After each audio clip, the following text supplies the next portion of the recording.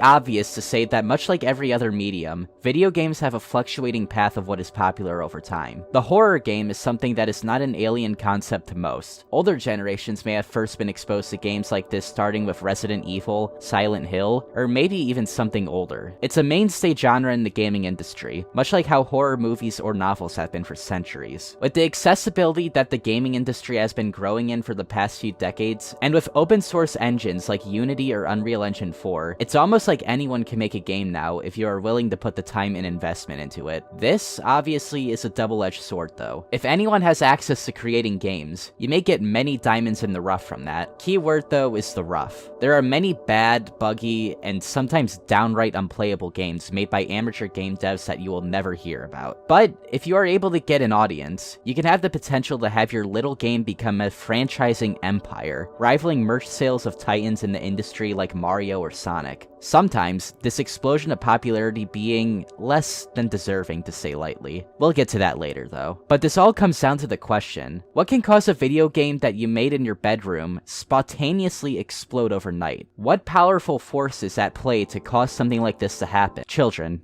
Children is the reason why. Okay, it's a little bit more complicated than that, but generally speaking, the reason why something like, say, Five Nights at Freddy's became the titan of the media industry that it is because Scott, and now the executives of Funko and Steelwool, understand the target demographic of their product. But was it always this way? Was an indie horror game with a generally fairly disturbing concept always meant to look like this? If so, why did it influence a bunch of other developers to try to do this strategy to replicate its success? To get to the source of this question, we need to go all the way back.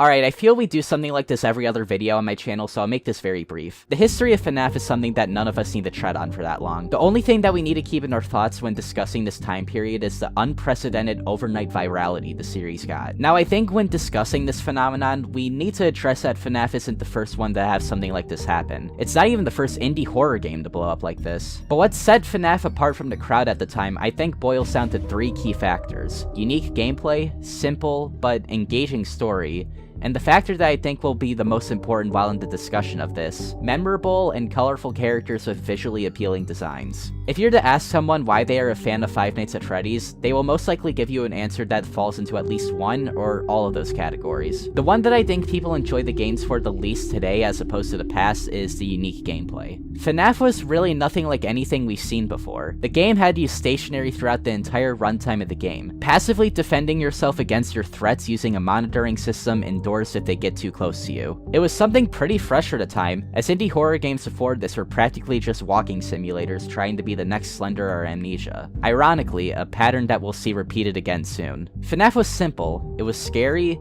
and it was also engaging with the backstory and world that it was trying to build. And we would start to get more of that in the second installment. This is where the idea of having big lore in your game seemingly started to become enticing to a lot of devs. FNAF was basically keeping the same formula alive almost completely off of its interesting story. That's why we really didn't see a lot of questions about the game's repetition until the third installment. A lot of people didn't